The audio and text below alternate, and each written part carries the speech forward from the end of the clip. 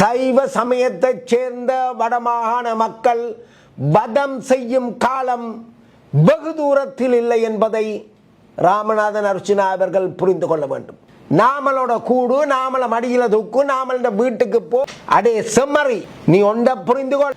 உண்ட சேட்டைகள், உண்ட விளையாட்டுகள் எல்லாத்தையும் கொழும்புல வச்சுக்கொள்.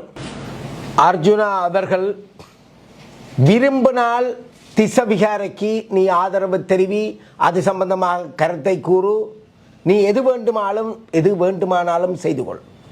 ஆனால் நல்லூர் கந்தனை பற்றி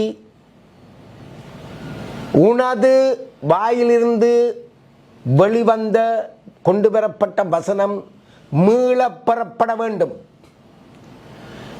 எப்படி முருகன் சூரனை வதம் செய்தாரோ அதேபோல் உன்னை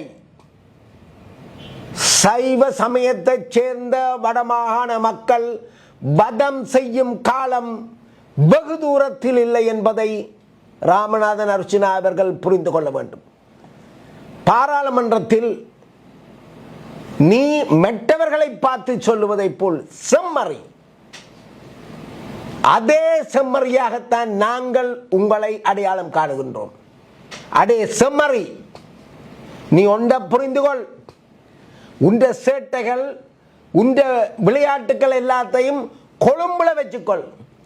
நாமளோட கூடு, நாமள மடியில தூக்கு, நாமளோட வீட்டுக்கு போ, ராஜபக்சாவை தந்தை என்று சொல்லு. எங்களது தேசத்தை, எங்களது மக்களை, எங்களது இனத்தை கொன்று வீழ்த்த ராஜபக்சாவை உனக்கு தந்தை என்று சொல்லு. அது கொழும்புல வச்சுக்கொள். யாழ்ப்பாணத்துக்கு இனிமேல் நீ ஒரு செம்மறி ஆடு மாறித்தான் யாழ்ப்பாண மக்களால் நோக்கப்படுவ. நீ ஒரு செம்மறி, உனக்குரிய அருகதையே இல்லை. உனக்கு என்ன அருகதை இருக்கு? இந்து மக்களை பற்றி, சைவ சமய மக்களை பற்றி, நல்லூர் ஆலயத்தை பற்றி என்ன தகுதி இருக்கு? தேசிய தலைவர் பிரபாகரனை நீ பேர் சொல்லி கூப்பிடுற. தலைவன் இருந்தால் தலைவன், இல்லாட்டா இறைவன்.